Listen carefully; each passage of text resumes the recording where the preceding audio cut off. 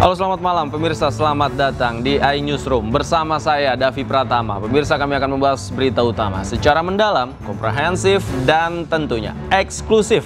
Sebagai pembuka iNewsroom kali ini, kami memiliki informasi ratusan pengemudi ojek online menggelar aksi unjuk rasa di Jalan Medan Merdeka Selatan, Jakarta. Saat menggelar aksi demo, massa nyaris bentrok dengan petugas.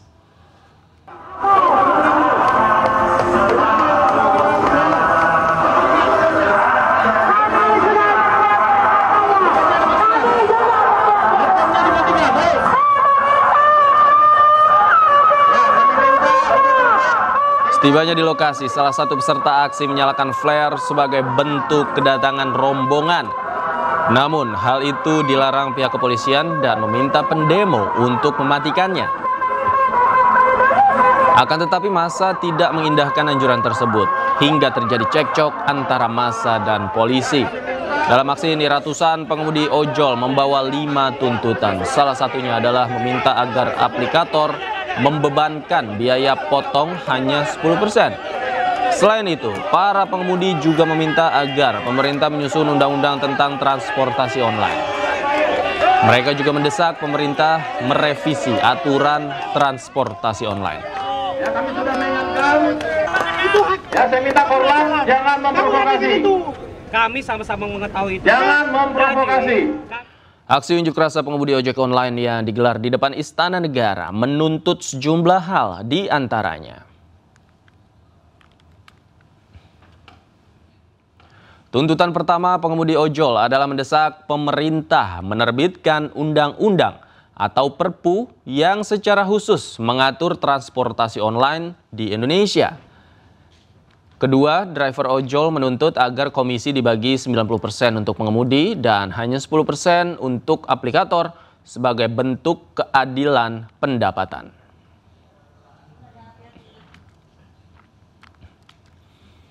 Tuntutan ketiga, driver ojol juga menuntut pemerintah untuk menyusun aturan resmi mengenai tarif pengantaran barang dan makanan. Dan yang keempat, driver ojol menuntut audit menyeluruh terhadap perusahaan aplikator guna memastikan praktek bisnis yang transparan dan adil. Tuntutan kelima, mendesak penghapusan sistem tarif murah untuk pengantaran barang dan makanan jarak dekat.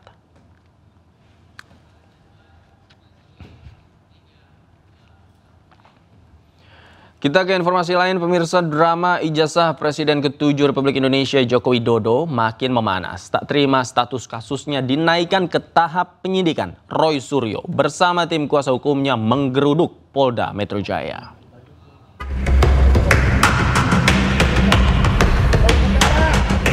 Roy Suryo datang ke Mapolda Metro Jaya dengan didampingi tim pembela ulama dan aktivis. Roy datang untuk menyerahkan surat ke Kabak Wasidik Polda Metro Jaya dan ke Direskrimum Polda Metro Jaya. Surat tersebut berisi permintaan atau permohonan untuk dilakukan gelar perkara khusus pada proses laporan Jokowi. Roy CS mendesak agar penyidik memeriksa Jokowi terlebih dahulu karena statusnya sebagai saksi korban atau pelapor. Selain itu, tim kuasa hukum Roy Suryo juga meminta kepada Polda Metro Jaya untuk memanggil Joko Widodo untuk hadir dalam proses gelar perkara nanti. Nah, hari ini agenda kami ada dua. Ada dua, yang pertama menyerahkan surat ke Kabak Wasidik Polda Metro Jaya. Yang kedua menyerahkan surat ke Direskrimum Polda Metro Jaya. Surat yang pertama berkaitan dengan kami ingin menyampaikan permintaan atau permohonan untuk dilakukan gelar perkara khusus pada proses laporan Saudara Joko Widodo di Polda Metro Jaya. Mengingat apa yang disampaikan oleh Kabid Humas Polda Metro Jaya, Kombes Pol Ade Arisam Indradi, yang telah meningkatkan penyelidikan kepada penyidikan berdasarkan gelar perkara Polda Metro Jaya, itu gelar perkaranya tidak melibatkan kami selaku pihak yang berkepentingan dalam hal ini selaku terlapor. Roy Suryo CS juga meminta agar dokumen ijazah Joko Widodo untuk dilakukan pemeriksaan ulang di laboratorium forensik guna membuktikan laporan atas dugaan pencemaran nama baik dirinya. Dari Jakarta, Muharlin, iNews melaporkan.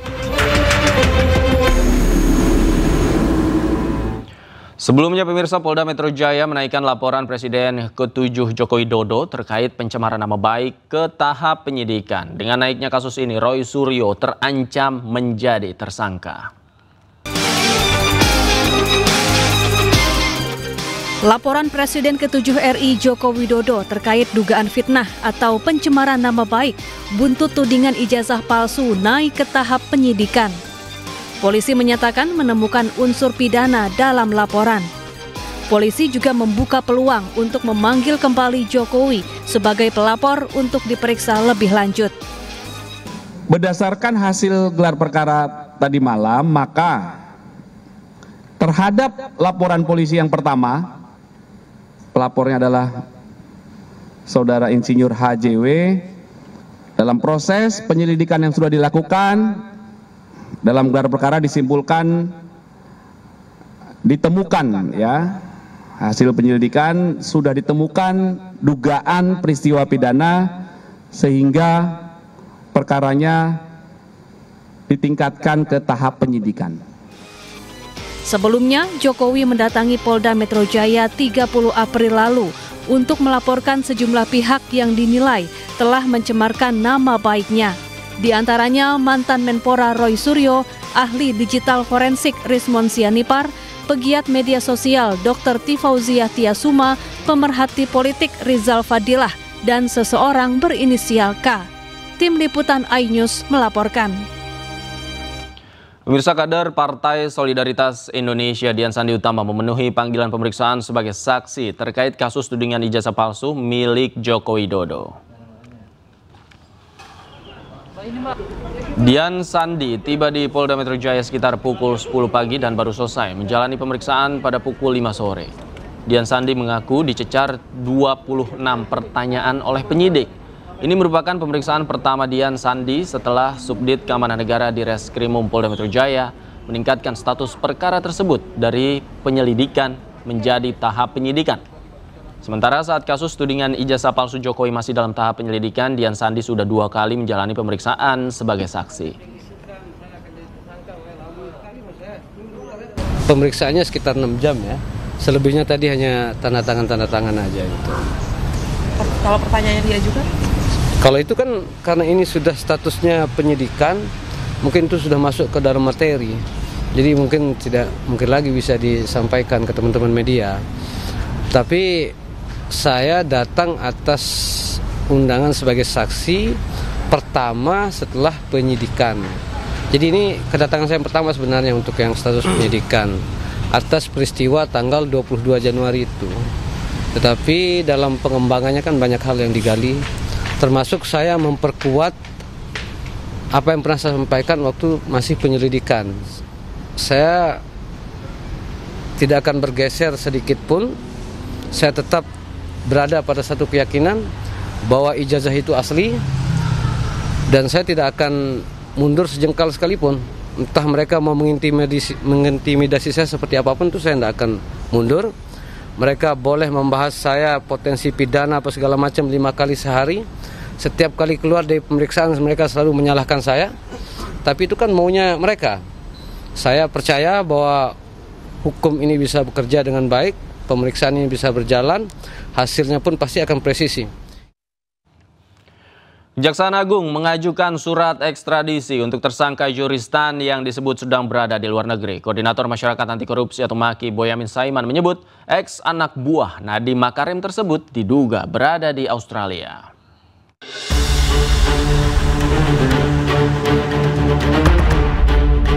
Penyidik Kejaksaan Agung mengajukan ekstradisi untuk staf khusus dari ex-Mendikbud Nadiem Makarim, Juristan. Juristan merupakan satu dari 4 tersangka korupsi laptop di era Menteri Nadiem periode 2019-2022. Sebelumnya, Koordinator Masyarakat Anti Korupsi atau MAKI, Boyamin Saiman menduga Juristan berada di Australia. MAKI mendesak agar Kejagung segera memasukkan Juristan ke daftar Red Notice Interpol agar segera ditangkap dan dibawa ke Indonesia.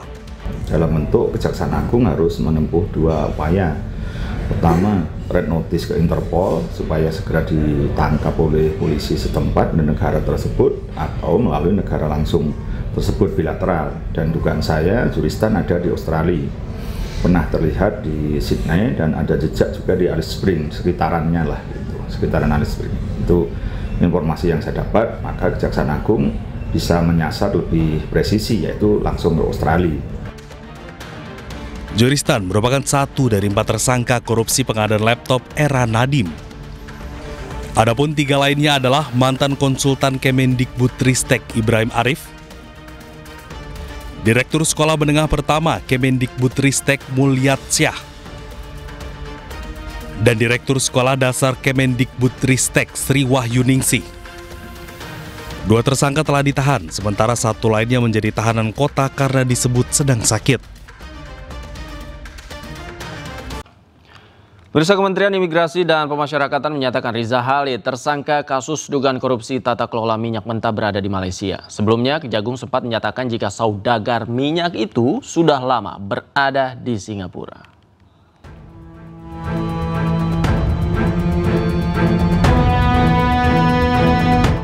Hampir 2 pekan setelah ditetapkan sebagai tersangka dalam kasus dugaan korupsi tata kelola minyak mentah, Kejaksaan Agung belum juga berhasil menangkap Riza Khalid. Sebelumnya, Kejagung menyatakan ayah Kerry Ardianto yang juga tersangka dalam kasus yang sama itu diduga berada di Singapura. Untuk itu kami sudah kerjasama dengan perwakilan Kejaksaan Indonesia di luar negeri, khususnya di Singapura. Sementara itu, Wakil Menteri Imigrasi dan Pemasyarakatan Silmi Karim menyatakan sudah mengendus keberadaan Riza Khalid. Saudagar minyak itu rupanya selama ini berada di Malaysia. Dari catatan imigrasi, Riza Khalid sudah berada di Malaysia sejak Februari 2025 atau sebelum Kejaksaan Agung mengeluarkan surat pencekalan. Kementerian Imigrasi dan Pemasyarakatan juga memastikan akan berkoordinasi dengan otoritas imigrasi dan kepolisian Malaysia untuk memantau Riza Khalid. Riza Khalid menjadi satu dari 18 tersangka dalam kasus dugaan korupsi tata kelola minyak mentah dan produk kilang PT Pertamina. Kejagung mencatat akibat persekongkolan jahat itu, negara dirugikan hingga 285 triliun rupiah. Tim Liputan iNews melaporkan.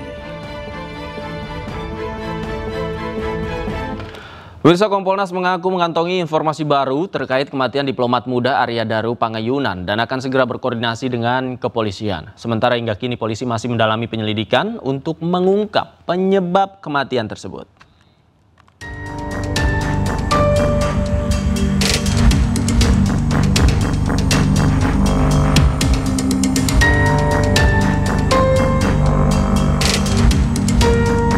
Komisi Kepolisian Nasional terus mendalami kasus kematian diplomat muda Arya Daru Pangayunan. Tim Kompolnas menemui keluarga Arya di Yogyakarta dan mengantongi sejumlah informasi baru. Nantinya, Kompolnas akan berkoordinasi dengan polisi terkait informasi itu.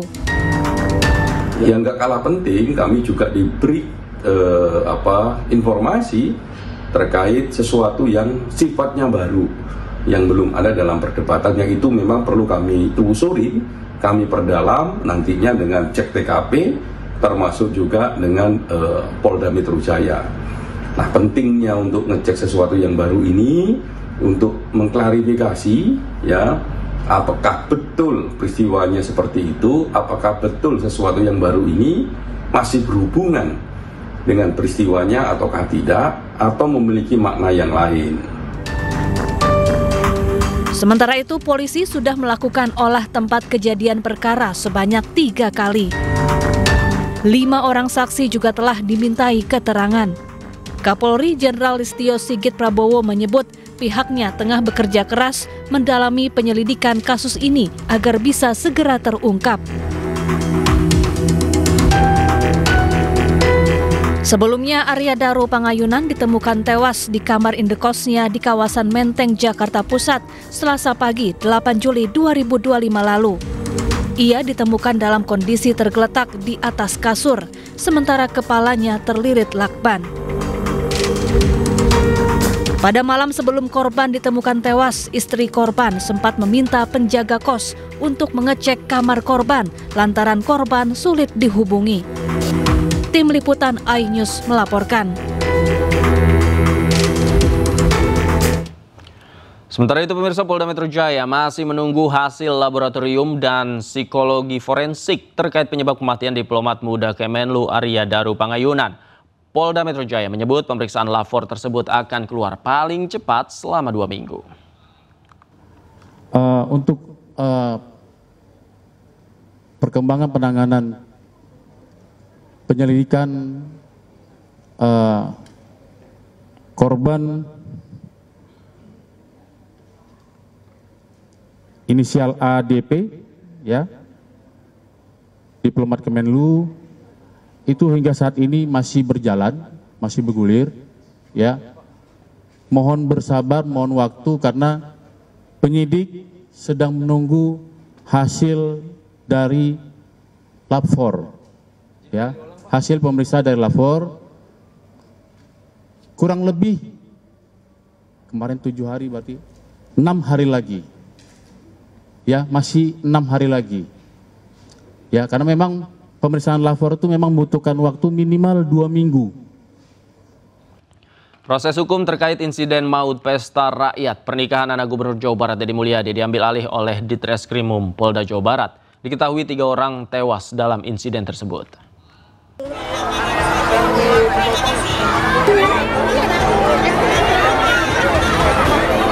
Tragedi pesta rakyat yang menewaskan 3 orang warga di Garut, Jawa Barat Jumat lalu menjadi perhatian kepolisian. Pasca insiden, polisi telah melakukan olah TKP dan memeriksa seluruh saksi, mulai dari petugas pengamanan, Satpol PP, perwakilan event organizer, serta pihak lainnya. Untuk proses penyidikan selanjutnya, kasus ini diambil alih Direktorat Reserse Kriminal Umum Polda Jabar.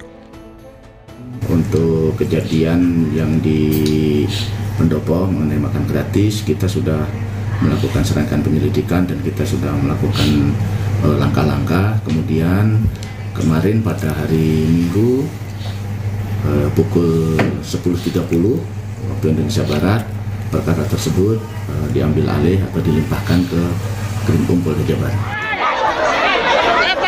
Sebelumnya pada Jumat 18 Juli siang, pesta rakyat pernikahan anak Gubernur Jawa Barat Deddy Mulyadi, yakni Maula Akbar dan Putri Karlina, berubah mencekam setelah ribuan warga berdesakan berebut makanan gratis. Banyaknya warga yang hadir membuat sejumlah orang terinjak-injak. Akibatnya, 3 orang meninggal dunia, salah satunya anggota polisi. Dari Garut, Jawa Barat, Iis Solihin, iNews melaporkan.